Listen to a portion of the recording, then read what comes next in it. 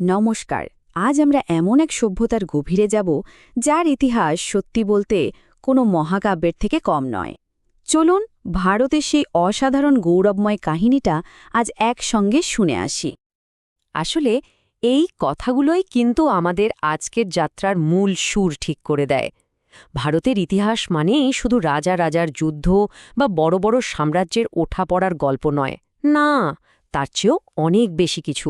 এটা জ্ঞান, সংস্কৃতি আর একটা মহান ভাবনার বিবর্তনের কাহিনী।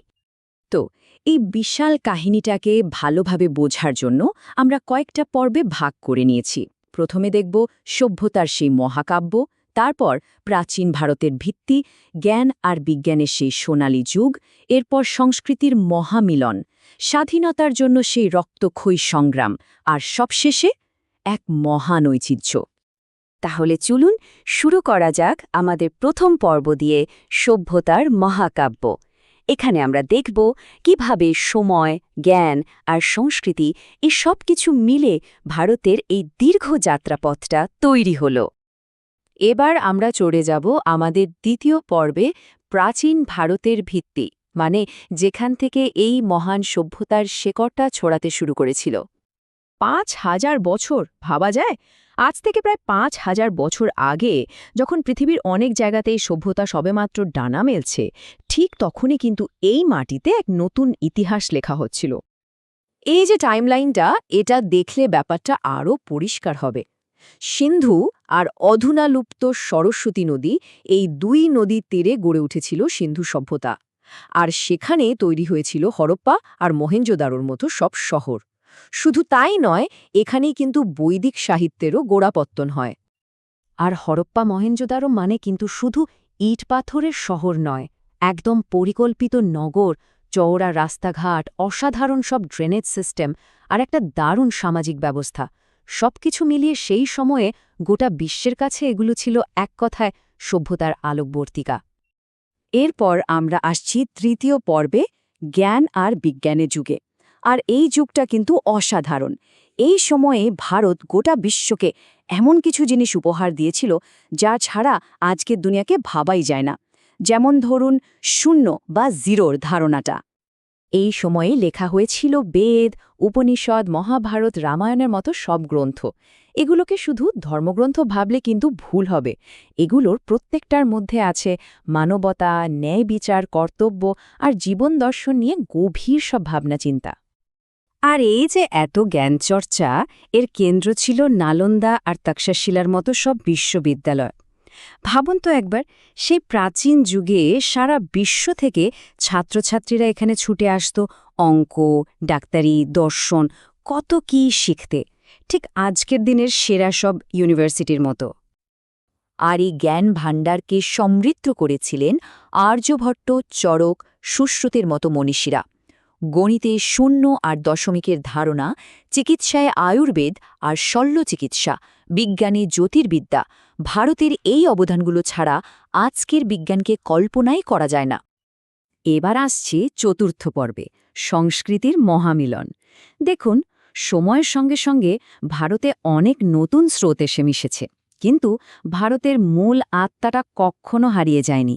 ব্যাপারটা অনেকটা নদীর মতো, নতুন নতুন শাখা এসে মিশেছে আর নদীটা আরও বড়, আরও সমৃদ্ধ হয়েছে। যেমন মুসলিম শাসনের সময়ে শিল্প, স্থাপত্য আর সংস্কৃতিতে একটা নতুন ধারা এসে মিশে গেল। হিন্দু, মুসলিম, শিখ, বৌদ্ধ এই সব ধর্মের বিচারও আর ঐতিহ্যের আদান প্রদান হতে থাকল। আর এর ফলেই ভারতের একটা অসাধারণ বহুমাত্রিক পরিচয় তৈরি হল। আর এই যে সাংস্কৃতিক মেলবন্ধন, তার সবচেয়ে সুন্দর, সবচেয়ে জীবন্ত উদাহরণ কোনটা বলুন তো? অবশ্যই তাজমহল, যা আজও সেই মহামেলনের সাক্ষী হয়ে দাঁড়িয়ে আছে। এরপর যে পর্বে আমরা ঢুকছি সেটা হলো স্বাধীনতার সংগ্রাম। এটা ছিল পরাধীনতার শেকল ভেঙে ফেলার লড়াই। গোটা দেশ যেন এক নতুন চেতনায় জেগে উঠছিল। আর এই জাগরণের পেছনে ছিল অগণিত মানুষের রক্ত, ঘাম আর আত্মত্যাগ। এই লড়াইয়ের পথটা কিন্তু একটাই ছিল না, ছিল অনেকগুলো ধারা। একদিকে ছিলেন গান্ধীজি, যার অহিংসা আর সত্যাগ্রহের ডাকে সাড়া দিয়ে গোটা দেশ এক হয়েছিল। তো অন্যদিকে ছিলেন নেতাজির মতো একজন দুঃসাহসী সংগ্রামী, যিনি মনে করতেন সশস্ত্র সংগ্রাম ছাড়া পূর্ণ স্বরাজ সম্ভব নয়। আবার ভগৎ সিংয়ের মতো বিপ্লবীরা ছিলেন যারা হাসতে হাসতে নিজেদের জীবন উৎসর্গ করে দেশের যুব সমাজের মনে স্বাধীনতার আগুন জ্বালিয়ে দিয়েছিলেন। আর ক্ষুদিরামের মতো আরও কত যে নাম না জানা তরুণ, তাদের আত্মবলিদানে কিন্তু এই সংগ্রামের ভিতটাকে পাথরের মতো শক্ত করে দিয়েছিল। আর এই এত ত্যাগ, এত লড়াইয়ের পরে অবশেষে ১৯৪৭ সালে জন্ম নিল এক নতুন, স্বাধীন, সার্বভৌম ভারত।